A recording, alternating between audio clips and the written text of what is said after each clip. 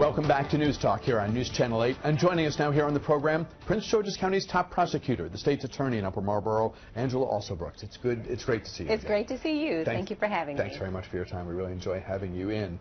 Wanted to talk with you about some tragic cases that have occurred locally in the county and elsewhere in the last few weeks or months, and they're bizarrely similar. Cases where single women with single moms who may have temporarily or whatever been at a lack of good child care options have trusted someone they thought they could trust with their son or daughter, and it ended in extraordinarily a tragic way. Absolutely. So we've seen a very disturbing trend, and this trend, we have learned, is not limited to Prince George's, but we've had 4 cases in the last 18 months where we've had children 2 and under who have been left in the care of another person, usually the boyfriend of the woman in the case, who goes off to work and comes back and the child dies. We had the case of Clifton Bernard where we sentenced him to 50 years recently. He's in the care. The 2-year-old is with him. He says that he's jumping up and down on the couch. The 2-year-old is. He says, please stop jumping. The child, he says, gives him a disrespectful look, whereupon he takes his head and slams it through drywall and kills him. The facts we see are very disturbing, but we also are seeing a pattern of this. Leaving the child with a boyfriend, going to work, and the child is harmed, and this is what we are trying to address. Not just in the county, but this strikingly and tragically similar scenario has played out in other locales as well. Absolutely. We've heard of 2 cases similar to this in Montgomery County this year, so we know it's happening elsewhere in the state, and we want to draw attention to it, and we are also working to make sure that we do what we can to ensure it doesn't happen again. Do you tie this at all to a financial strain? Quality daycare is extraordinarily expensive, and for some it just is more than what fits the family budget. We are absolutely concerned about working women and whether they have options that keep their children safe. Many of these women are low earners. They go to work, and we fear that they do not have the resources to select child care that is adequate for their children, and we want to make sure that women know, for example, through the Maryland Department of Education, they have a child care subsidy that women are allowed to apply for. We want to make sure that you are not leaving children in the care and custody of individuals that you don't know well, that you fear may have an issue of some sort.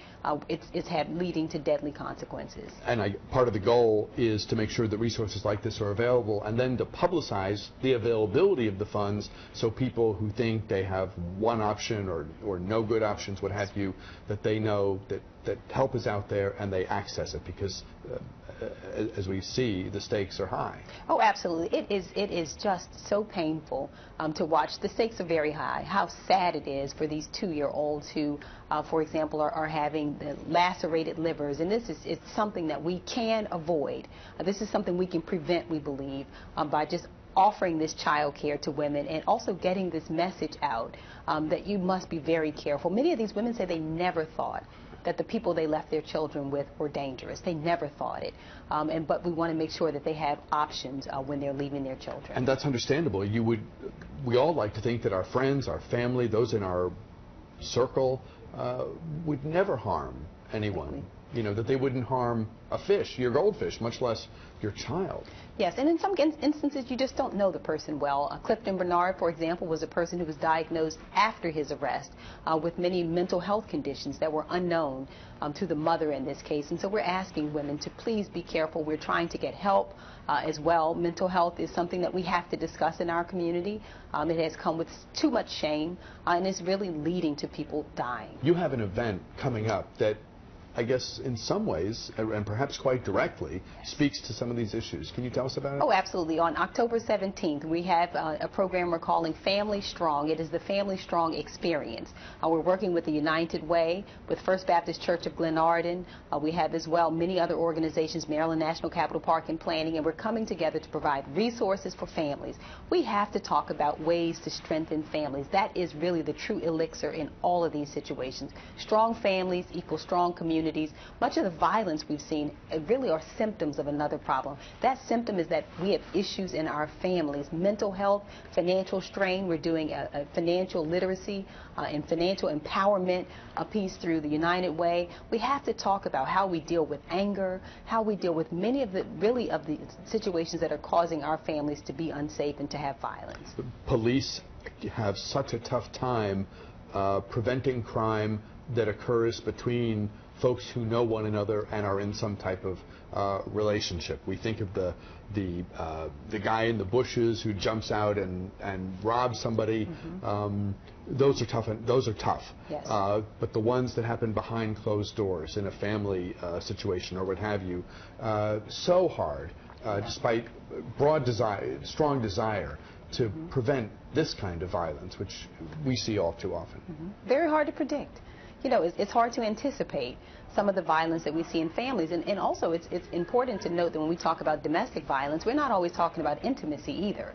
Part of what we've seen over the last few years is parents killing children, children killing parents, and it's very hard to anticipate. And so we have to make sure that we put all of the pieces in place to help deal with coping with stress.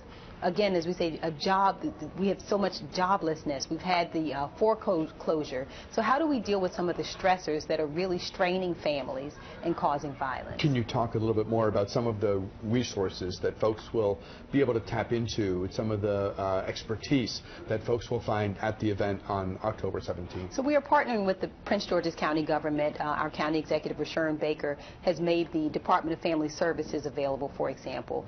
We will have information regarding domestic violence. We will actually have 2 separate rooms available for individuals who want mental health screenings right there at the event. We will have information as well regarding many other areas of mental health to make sure we get information to them. We'll have Maryland State Department of Education, as we talked about, the child care subsidy. So we'll have Alzheimer's, we'll have information about caregiving. So all of the issues that confront families, financial empowerment and literacy, again, through the United Way.